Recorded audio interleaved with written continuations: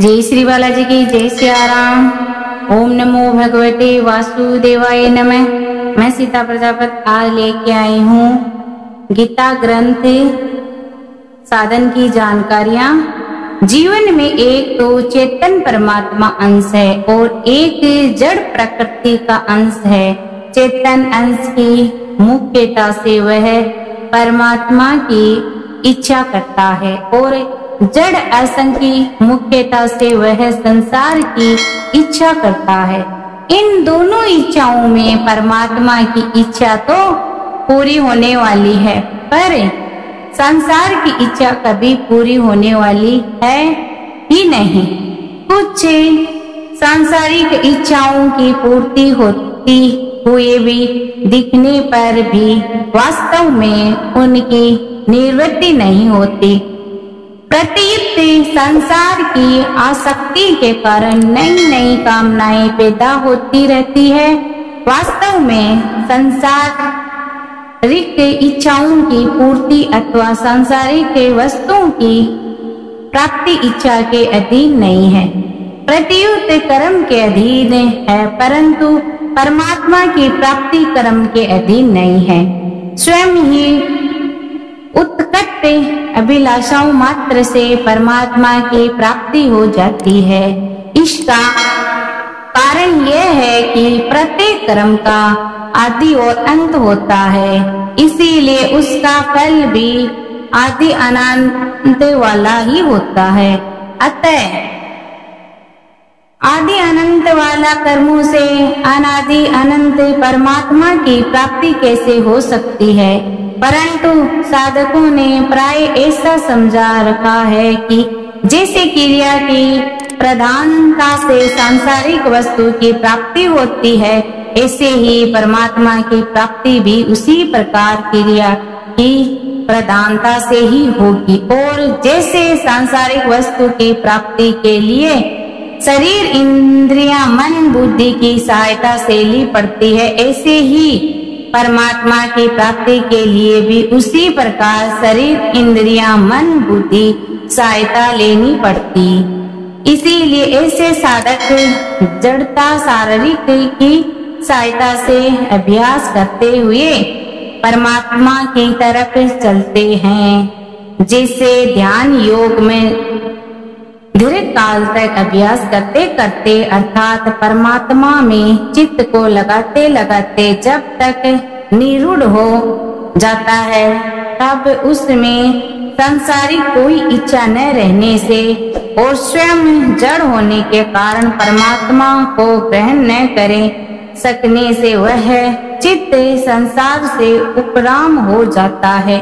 चित्त के उपराम होने से साधक का चित्त अर्थात जड़ता से सर्वथा संबंध विचित हो जाता है और वह स्वयं से परमात्मा को अनुभव कर लेता है। गीता 6 अध्याय 20वां श्लोक। परंतु जो साधक आरंभ से ही परमात्मा के साथ अपना स्वतः सिद्ध नित्य संबंधी मानकर और जड़ता से अपना किंचन मात्र से भी संबंधित न मानकर साधना करता है, उसको बहुत जल्दी और सुगमनांतु पूर्वक परमात्मा का अनुभव हो जाता है।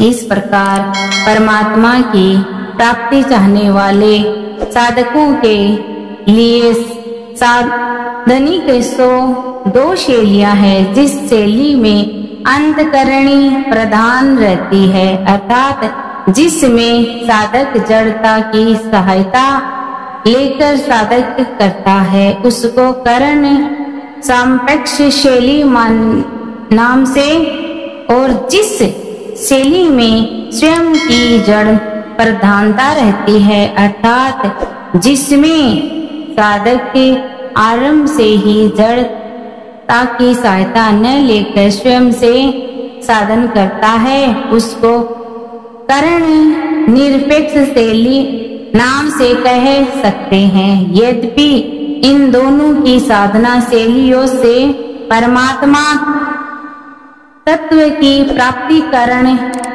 निरपेक्षता से अर्थात स्वयं से जड़ता से सर्वथा संबंधी विच्छेद होने पर ही होती है। तथापि कर्ण संक्षेप शैली से चढ़ने पर उसकी प्राप्ति धीरे से होती है और कर्ण निरपेक्ष शैली से चढ़ने पर उसकी प्राप्ति शीघ्रता से होती है। साधन की इन दोनों शैलियों में 4 मुख्य भेद है। कर्ण संक्षेप शैली में जड़ शरीर इंद्रिया मन बुद्धि का आश्रय लेना पड़ता है, पर कर्ण निरपेक्ष शैली में जड़ता का आश्रय नहीं लेना पड़ता है। प्रत्युत जड़ता से माने हुए संबंधी का विच्छेद करना पड़ता है। कर्ण संक्षेप शैली में एक नई अवस्था का निर्माण होता है, पर कर्ण निरपेक्ष शैली में अवस्थाओं से संबंधी विच्छेद होकर अवस्थातीत तत्व का अनुभव होता है। कर्ण संक्षेप शैली में प्राकृतिक शक्तियां सिद्धियों की प्राप्ति होती है, पर कर्ण निरपेक्ष शैली में प्राकृतिक शक्तियों संबंधी विच्छेद होकर सीधे परमात्मा का अनुभव होता है। कर्ण संक्षेप शैली में कभी तत्काल सिद्धि नहीं मिलती, पर कर्ण निरपेक्ष शैली में जड़ता से सर्वथा संबंध विच्छेद होने पर अपने स्वरूप स्थिर होने पर अथवा भगवान के शरीर होने पर तत्काल सिद्धि मिलती है। पंच तत्व योग दर्शन में तो योगी की सिद्धि के लिए कर्ण संक्षेप शैली को महत्व दिया गया है, पर गीता में योग की सिद्धि के लिए कर्ण निरपेक्ष शैली को महत्व दिया गया है। परमात्मा मन लगाए गए तब तो ठीक है, पर मन नहीं लगा हो तो कुछ नहीं हुआ। यह कर्ण संक्षेप शैली है। परमात्मा मन लगे या ना लगे कोई बात नहीं, पर स्वयं परमात्मा में मन लगा जाए, यह कर्ण संक्षेप शैली है। तात्पर्य यह है कि कर्ण संक्षेप शैली परमात्मा का साथ मन बुद्धि का संबंध है और कर्ण संक्षेप शैली मन बुद्धि से संबंधी विच्छेद्र रूप परमात्मा के साथ स्वयं का संबंध है। इसीलिए कर्ण संक्षेप शैली अथवा अभ्यास के द्वारा संबंध है। इसीलिए कर्ण संक्षेप शैली अभ्यास द्वारा कर्म से सिद्धि होती है, पर कर्ण निरपेक्ष शैली अभ्यास की आवश्यकता नहीं होती है। कारण कि स्वयं का परमात्मा के साधक स्वतः सिद्ध नित्य संबंधी नित्य योग है। अतः भगवान से संबंध मानने अथवा जानने में अभ्यास की आवश्यकता नहीं है। जैसे विवाह होने पर स्त्री पुरुष को अपना पति मान लेती है, तो ऐसा ही मानने के लिए उसको कोई अभ्यास नहीं करना पड़ता है। इसी तरह किसी के बताने पर यह गंगा जी है, जानने के लिए भी कोई अभ्यास नहीं करना पड़ता है।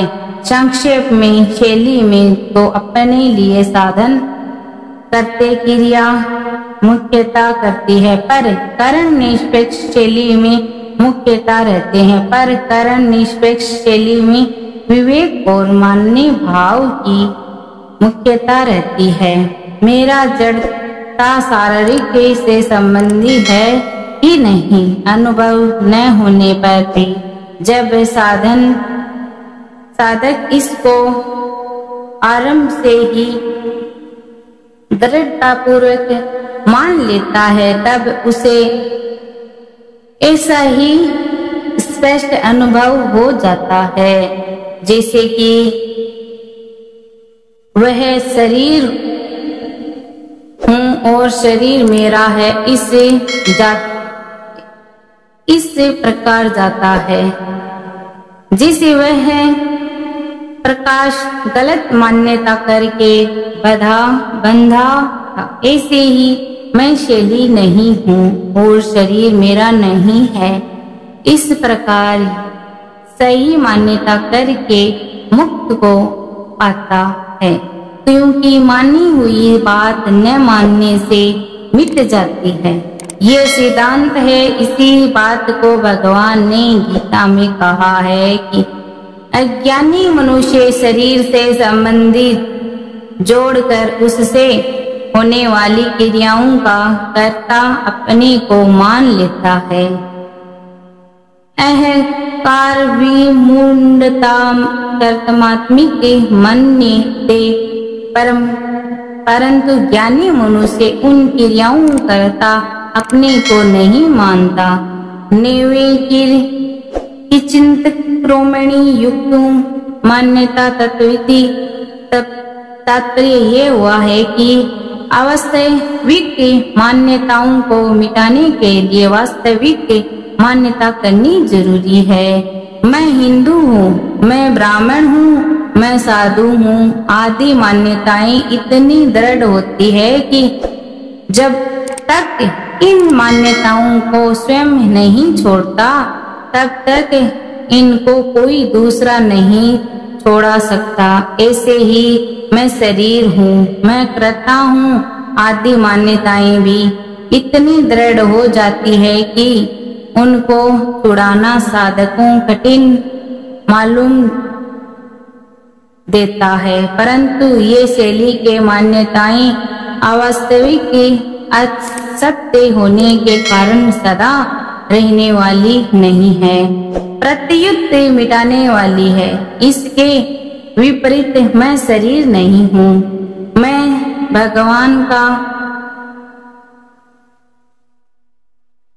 हूँ आदि मान्यताएं वास्तविक सत्य होने के कारण कभी मिटती ही नहीं, प्रत्युत उनकी विस्मृति होती है, उनसे विमुक्ता होती है। इसीलिए वास्तविक मान्यता दृढ़ होने पर मान्यता रूप से नहीं रहती, प्रत्युत बोध अनुभव में परिणत हो जाती है। यद्यपि गीता में करण संक्षेप शैली भी वर्ण की गई है, जैसे चौथे अध्याय के 24वें 33वें अथवा 24वें श्लोक के 6वें अध्याय के 10वें 28वें स्वयं 8 अध्याय के 8वें श्लोक स्वयं और 15वें अध्याय के 11वें श्लोक आदि तथा मुख्य रूप से करण निरपेक्ष शैली का ही वर्ण हुआ है। जैसे दूसरे अध्याय का 48वां सोरियां तथा 15वां तीसरे अध्याय 17वां चौथे अध्याय 48वां 5वें अध्याय 12वें का पूर्व 6वें अध्याय और 5वां 9वें अध्याय तीसरा 21वां 12वें अध्याय 12वां 18वें अध्याय 62वां 6वां तथा 33वां श्लोक अध्याय आदि आदि। इनका कारण यह है कि भगवान साधकों को शीघ्रता से और सुगमनांत पूर्वक अपनी प्राप्ति कराना चाहते हैं। दूसरी बात, अर्जुन ने युद्ध की परिस्थिति प्राप्त होने के समय अपने कल्याण का उपाय पूछा है, अतः उनके कल्याण के लिए करण निरपेक्ष शैली ही काम में आ सकती है, क्योंकि करण निरपेक्ष शैली में मनुष्य प्रत्येक परिस्थितियों में और संपूर्ण शैली विधि कर्म करते हुए भी अपना कल्याण कर सकता है। इसी शैली के अनुसार अभ्यास किए बिना अर्जुन का मोह नाश हुआ और उनको समृद्धि की प्राप्ति हुई। 18वें अध्याय का 33वां श्लोक। साधक के करण निष्पक्ष शैली सबके लिए समान रूप से उपयोगी है, क्योंकि इसमें किसी विशेष योग्यता, परिस्थिति आदि की आवश्यकता नहीं है। इस शैली में केवल परमात्मा की प्राप्ति की उत्कट अभिलाषा होने से ही तत्काल जड़ता से संबंध विच्छिन्न होकर नित्य प्रयास परमात्मा का अनुभव हो जाता है। जैसे कितने ही वर्षों का अंधेरा हो, एक दिया लाए जलाते ही वह नष्ट हो जाता है, ऐसे ही जड़ता के साथ कितना ही पुराना अंत जन्मों का संबंध हो, परमात्मा प्राप्ति की उत्कट अभिलाषा होते ही वह मिट जाता है। इसीलिए उत्कट अभिलाषा करण संक्षेपता से होने वाली समाधि से भी ऊंची चीज है। ऊंची से ऊंची निर्विकल्प समाधि हो, उसमें भी व्याकुल होता है और फिर व्यवहार होता है, अर्थात समाधि का भी आरंभ और अंत होता है। जब तक आरंभ और अंत होता है तब तक जड़ता के साथ संबंध है। जड़ता से संबंध विच्छिन्न होने पर साधक का आरंभ और अंत भी होता है। प्रत्येक परमात्मा से नित्य योग का अनुभव हो जाता है। वास्तव में देखा जाए तो परमात्मा से वियोग कभी हुआ ही नहीं, होना संभव नहीं है। केवल संसार मान हुए संयोग के कारण परमात्मा से वियोग प्रतीत हो रहा है। संसार से माने हुए संयोग का त्याग करते ही परमात्मा के अभिलाषी मनुष्य तत्काल ही नित्य योग का अनुभव हो जाता है और उसमें स्थापित हो जाती है। अतः करणों को शुद्ध करने की आवश्यकता भी करण संक्षेप शैली में है। करण संक्षेप शैली में नहीं, जैसे कि कलम बढ़िया होने से लिखाई तो बढ़िया हो सकती है, पर लेखक बढ़िया नहीं हो जाता। ऐसे ही करण अंतकरण शुद्ध होने से क्रियाएं तो शुद्ध हो सकती है, पर कर्ता शुद्ध नहीं हो जाता है। कर्ता शुद्ध होता है अंतकरण से संबंधी विच्छिन्न होने से, क्योंकि अंतकरण से अपना संबंध मानना ही मूल्य अशुद्धि है। नित्य प्राप्त परमात्मा के साथ जीवन का नित्य योग स्वतः सिद्ध है। अतः उसकी प्राप्ति में करण की अपेक्षा नहीं, केवल उधर दृष्टि डालनी है। जैसे कि रामचरितमानस में से आया है, संस्कार सहज स्वरूप समूहार। जैसे कि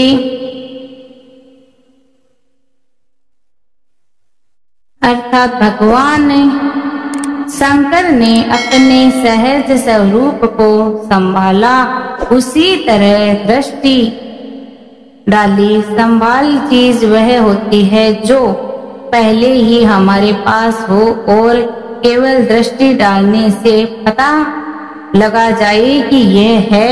ऐसी ही दृष्टि डालने मात्र से ही नित्य योग्यता अनुभव हो जाता है।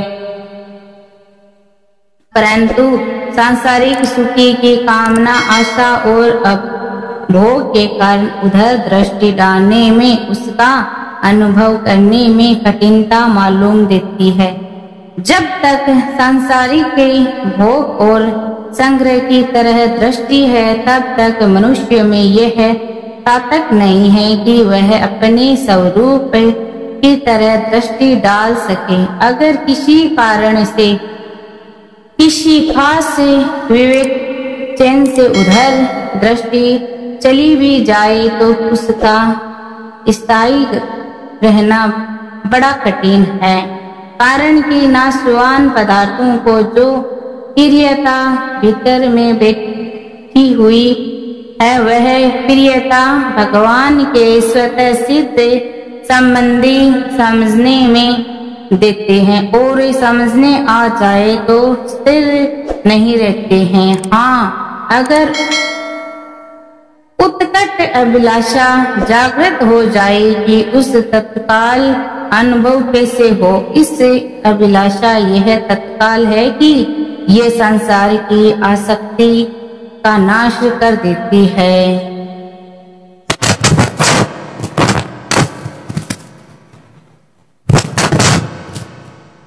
गीतोक्त कर्म योग, ज्ञान योग और भक्ति योग तीनों ही साधन करण निष्पेक्ष अर्थात स्वयं से होने वाले हैं। करण की क्रिया और पदार्थ अपने और अपने लिए नहीं है, प्रत्युक्त दूसरों और दूसरों की सेवा के लिए है। मैं शरीर नहीं हूँ और शरीर मेरा नहीं है, मैं भगवान हूँ और भगवान मेरे हैं। इस प्रकार विवेक पूर्वक किया गया विचार अथवा मान्यता करण संक्षेप अथवा नहीं है, क्योंकि इसमें जड़ता से संबंधी विच्छेद्र है। अतः कर्म योग स्वयं ही जड़ता का त्याग करता है, ज्ञान योग स्वयं ही स्वयं को जगाता है और भक्ति योग में स्वयं ही भगवान के शरण होता है। गीता की इस साधक संजीवनी टीका में भी साधक की छोटी अवस्था ही मेरा गीता में विशेष रुचि है। करण निष्पेक्ष शैली ही मुख्यतः दी गई है, क्योंकि साधकों को शीघ्रता से सुगमतापूर्वक कल्याण कैसे हो इस बात को सामने रखते हुए ही यह टीका लिखी गई है।